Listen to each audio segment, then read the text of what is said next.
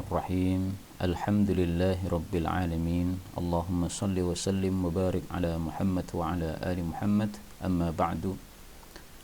Kita menjawab beberapa pertanyaan yang sudah masuk. Yang pertama, Ustaz mau bertanya sehubungan hadis Nabi SAW bab salah satu sebab seseorang disiksa di dalam kubur ialah tidak bersuci dari air kencing. Bagaimana cara bersuci yang dimaksud itu? Apakah harus 7 kali?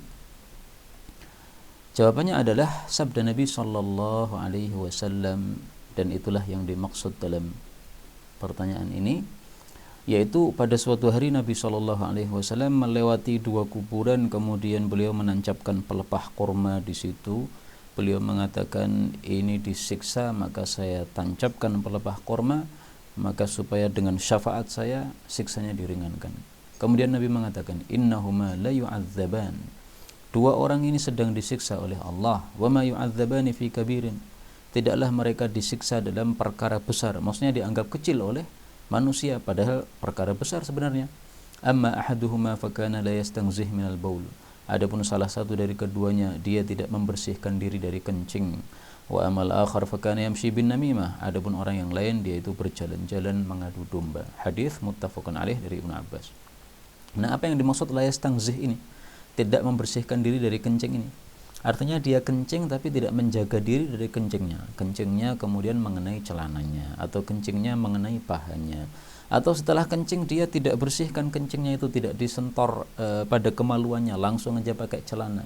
Otomatis pada kemaluannya masih ada sisa kencing. Nah, seperti inilah yang menyebabkan siksa kubur.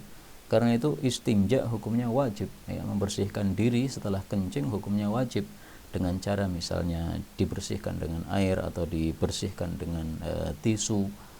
Boleh dengan tisu meskipun ada air, ya. Sebagian orang salah paham, dikira kalau ada air tidak boleh dengan tisu. Ini satu kesalahan besar, karena ijma' para ulama sudah sepakat bahwasanya boleh menggunakan batu, demikian juga tisu dan sebagainya meskipun ada air, karena memang diizinkan oleh Rasulullah sallallahu alaihi wasallam. Baik, yang kedua, Afan izin bertanya, jika kita mengajar anak-anak ngaji Iqra, kita minta upah, apakah kita dapat bagian di akhirat? Ini saya kira ada 2 jawaban, ya. Jawaban pertama, boleh tidak mengambil upah dari mengajar Iqra itu. Rasul sallallahu alaihi wasallam bersabda, ahaqqu ma akhadtum alaihi ajran kitabullah. Paling berhaknya sesuatu yang kalian mengambil upah terhadapnya adalah kitabullah. Hadis riwayat Bukhari. Nah, berdasarkan ini, maka jumhur ulama berpendapat boleh mengajarkan kitabullah, Al-Quran, yaitu membacanya maupun tafsirnya atau ilmu qiraatnya dengan mengambil upah, nggak ada masalah. Adapun hadis riwayat Abu Dawud yang mengatakan, ya, bahwa seseorang setelah mengajari seorang Arab Badui kemudian dikasih upah yaitu qaus, ya, panah. Kemudian Nabi SAW mengatakan, kalau kamu pengen dapat panah dari neraka, terimalah itu. Maka itu hadisnya dhaif, sebagaimana sudah dijelaskan oleh guru kami Syekhuna Syekh Mustafa Al-Adawi Al-Misri hafizahullah ta'ala. Jadi ringkasnya, jumhur berpendapat boleh mengambil upah dari pengajaran Quran. Nah, sekarang pertanyaan berikutnya tadi, ya, apakah kalau kita mengambil upah itu berarti pahala kita 0, sama sekali nggak ada pahalanya? Nah, ingat sabda Nabi SAW. Beliau mengatakan dalam hadis yang disahihkan oleh Al-Albani, la ajra, tidak ada pahala, liman la hisbata lahu, bagi orang yang tidak ada pengharapan pahala baginya. Hadis riwayat Ibnu Mubarak, meskipun sanadnya mursal, ya, tetapi kata Syekh Albani hasan. Ini biasanya karena syawahidnya atau hadis-hadis penguatnya. Maka ketika mengajar TPA tadi, meskipun ada upahnya nggak ada masalah, tetapi niatan asal, jangan sekali-kali cari upah.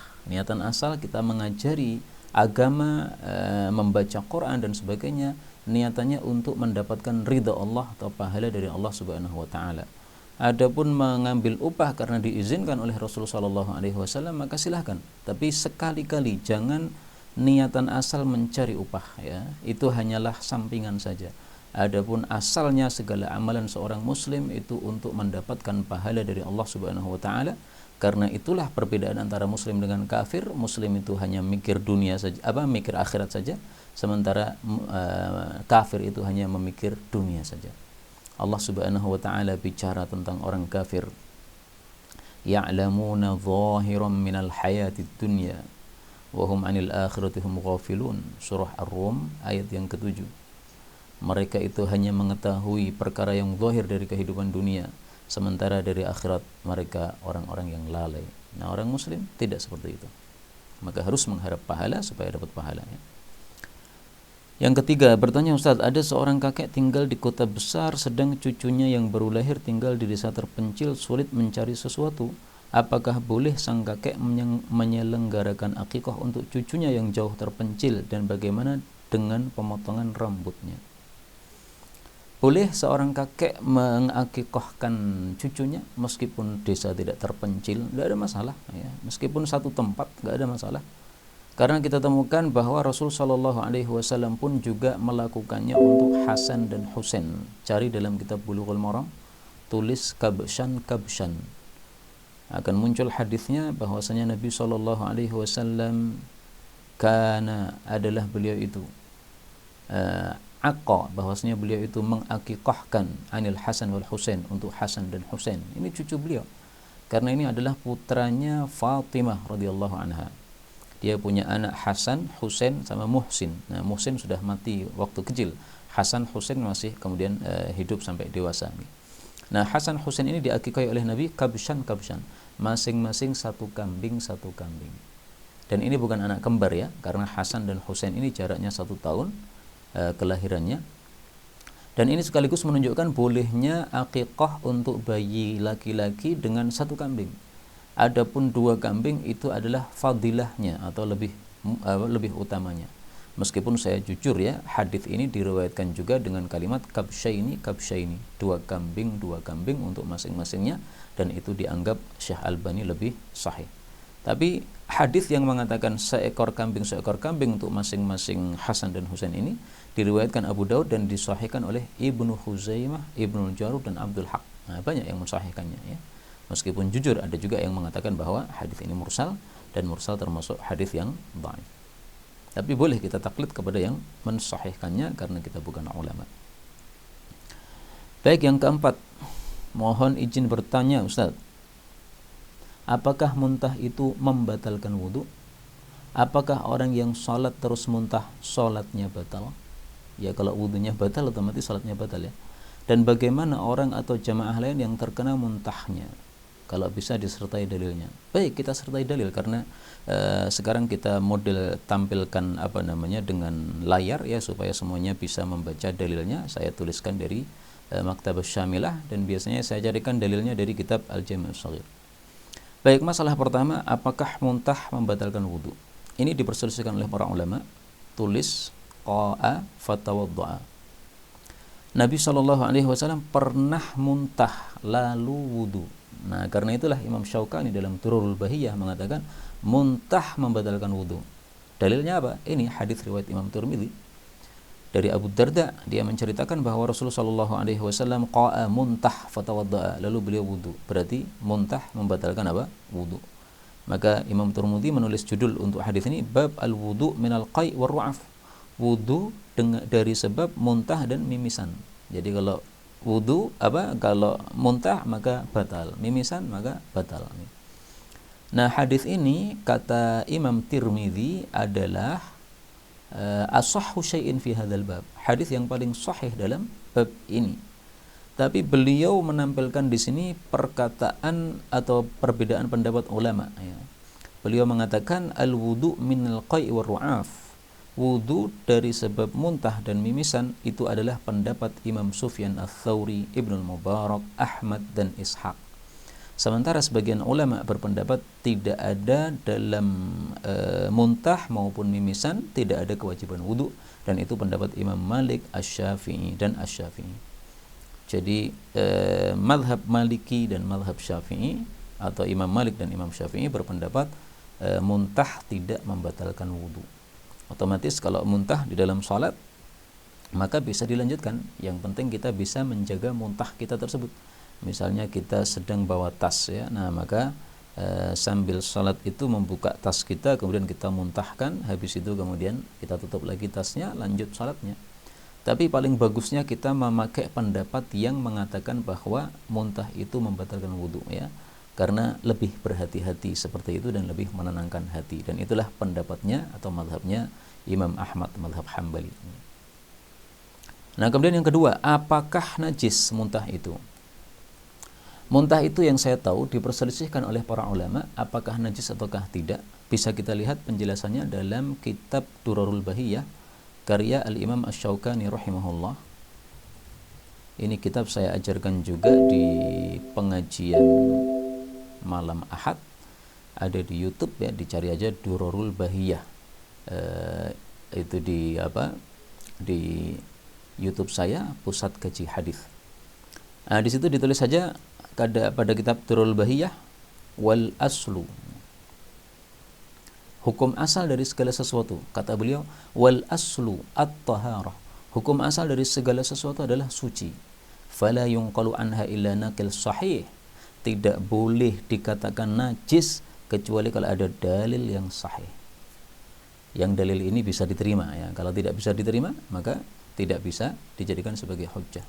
Karena itu beliau di sini memerinci sesuatu yang najis, tidak menyebutkan muntah. Beliau mengatakan wan najasat, ataupun barang-barang najis, satu adalah tai manusia secara mutlak. Secara mutlak baik itu sudah dewasa maupun masih anak-anak sama aja, ya. Dan juga kencingnya manusia, kecuali bayi laki-laki yang masih menyusui, yang masih disusui. Kemudian liurnya anjing, kemudian tai hewan, kemudian darah haid, kemudian daging babi. Kemudian beliau mengatakan wa fi ma ada dzalika khilafun, selain yang saya sebutkan ini ada perselisihan. Nah, yang saya tahu muntah itu termasuk yang diperselisihkan. Ada yang mengatakan najis, ada juga yang mengatakan tidak, termasuk juga penulis kitab ini yaitu Imam Syaukani rahimahullahu taala. Ya, kalau kita pengen hati-hati, ya kita bersihkan aja. Tapi ini tadi kan pertanyaannya bagaimana orang atau jamaah lain yang terkena muntahnya. Nah, ketahuilah bahwa anggaplah muntah itu najis, itu kalau sedikit maka dimaafkan.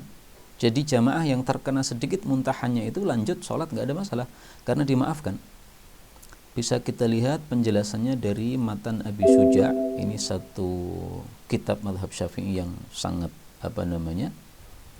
populer, ya, dan ini juga saya ajarkan pada kajian malam Jumat. Nanti bisa dilihat di YouTube, ya, itu Matan Abi Syuja'. Itu kajian saya juga di Pusat Kaji Hadis. Di sini beliau mengatakan wala yu'fa an syai'in minan najasat, tidak dimaafkan sesuatu pun dari barang-barang najis illal yasira minad dami, kecuali sesuatu yang sedikit dari darah. Jadi darah itu najis menurut jumhur ulama, tapi yang sedikit dimaafkan. Wal qayh, demikian juga nanah yang sedikit dimaafkan. Kenapa? Nanah itu asalnya adalah darah, tapi kemudian berubah, sehingga hukumnya sama. Wa ma la nafsa lahu sa'ilah idza waqa'a fil ina' wa mata fih. Demikian juga hewan-hewan yang tidak ada darah yang mengalir pada dirinya, kemudian masuk pada satu air, kemudian mati di situ. Misalnya lalat, ya, masuk pada minuman kita, mati di situ. Nah, ini minumannya tidak najis, tapi kita disuruh mencelupkan lalat itu semuanya ke dalam air minum kita supaya penyakit yang dia masukkan lewat sayap kirinya itu terobati atau menjadi netral dengan sebab obat yang terkandung pada sayap kanannya, sehingga air tersebut bisa diminum lagi. Tapi tidak wajib diminum, ya. Kalau kita sudah jijik, ya tidak ada masalah dibuang, tapi paling bagusnya tidak dibuang secara mubadzir, tapi kita siramkan pada tanaman misalnya, sehingga masih bermanfaat.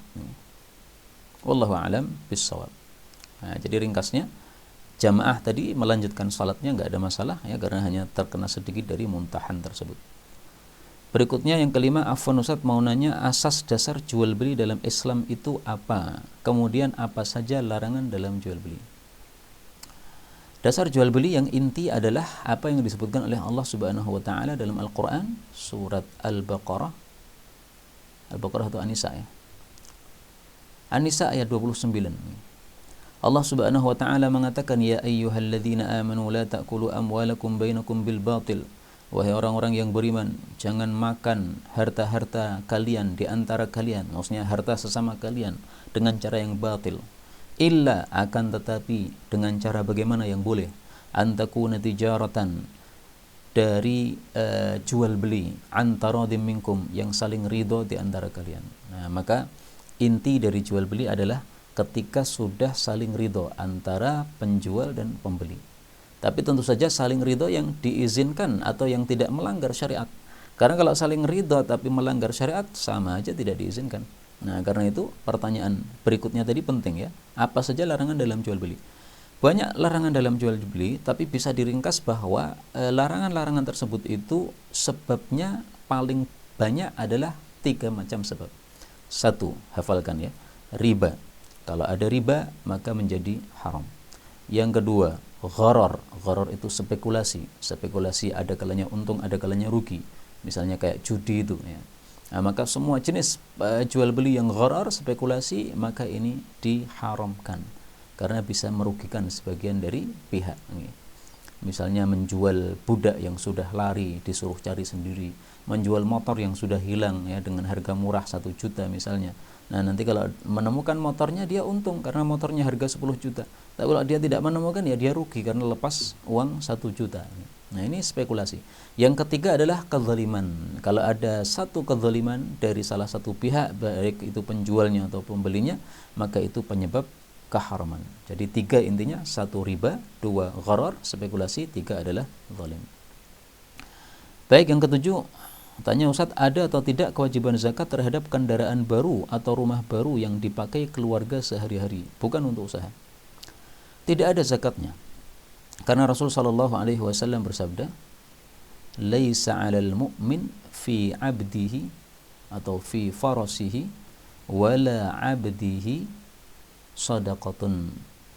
Hadis yang sahih diriwayatkan oleh Imam Muslim, bahkan muttafaqun alaih. Laisa 'alal muslim, tidak ada kewajiban atas muslim, fi 'abdihi, dalam budaknya, wala fi farasihi, tidak pula dalam kudanya, shadaqatun, zakat.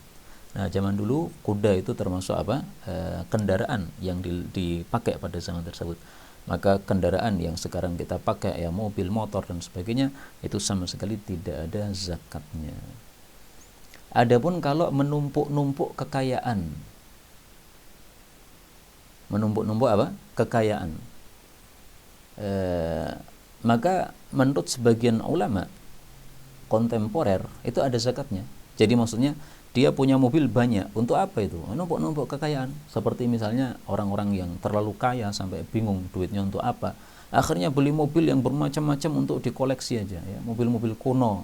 Ya sama sekali nggak dia pakai, cuma untuk koleksi saja. Mobil-mobil yang sudah sangat kuno, mungkin mobil zaman Soekarno ya. Kemudian dijual dengan harga yang sangat mahal. Nah, dia sangat suka dengan mobil itu, dikoleksi di rumah ada 10. Nah, kayak begitu ini karena tidak ada gunanya mobil ini, maksudnya tidak dipakai untuk keperluan sehari-hari, maka di situ beberapa ulama kontemporer berpendapat ada wajib zakatnya.